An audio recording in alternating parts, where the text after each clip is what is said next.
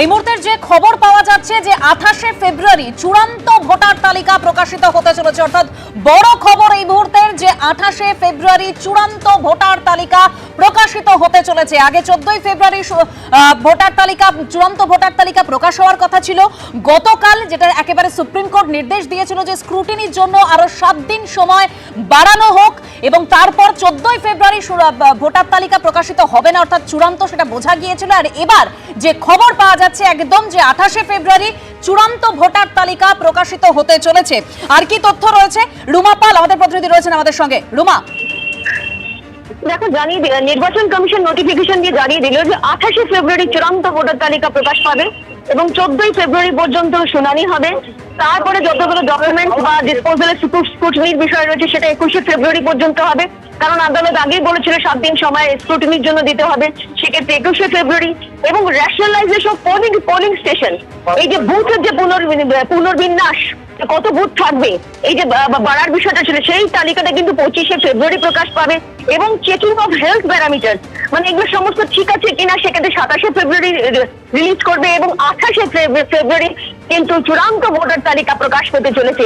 অন্যদিকে জানিয়ে রাখি যে 1 মার্চে কিন্তু রাজ্যে আসছেন এই রাজ্যের দায়িত্বপ্রাপ্ত deputy election commissioner Gyanesh Bharti এবং মনীষ কর, এবং তারা কিন্তু এখানে বৈঠক করবেন। অর্থাৎ বুঝতে পারছো যে 28শে ফেব্রুয়ারি যখন ফাইনাল ভোটার লিস্ট চলে আসছে, তারপরে কিন্তু ভোটের যে দামামা সেটা কিন্তু বেজে গেল। 1 মার্চে কিন্তু আসছেন রাজ্যের যে দায়িত্বপ্রাপ্ত ডেপুটি ইলেকশন কমিশনার, এবং তারপরে কিন্তু ভোট কবে সেটা কিন্তু জানা যাবে এবং খুব শীঘ্রই সেটা হতে চলেছে।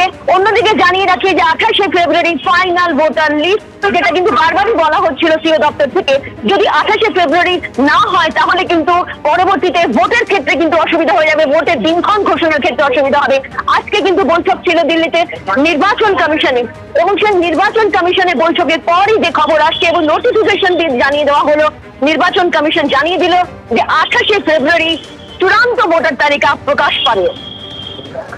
একদম রূপা, তোমার কাছ থেকে আরো একবার জানতে চাইবো, 28 তারিখ তাহলে ফেব্রুয়ারি 28শে ফেব্রুয়ারি চূড়ান্ত ভোটার তালিকা প্রকাশিত হচ্ছে, তাহলে 14ই ফেব্রুয়ারি এই চূড়ান্ত ভোটার তালিকা প্রকাশিত হচ্ছে না? না, 14 ফেব্রুয়ারি যে চূড়ান্ত ভোটার তালিকা প্রকাশ পাবে না আগেই জানা গিয়েছিল, এবং সেক্ষেত্রে শুনানির সময় যে 14 ফেব্রুয়ারি করা হয়েছিল সিও দপ্তর থেকে আগে ইসিআই কে জানানো হয়েছিল 2 দিন আগে।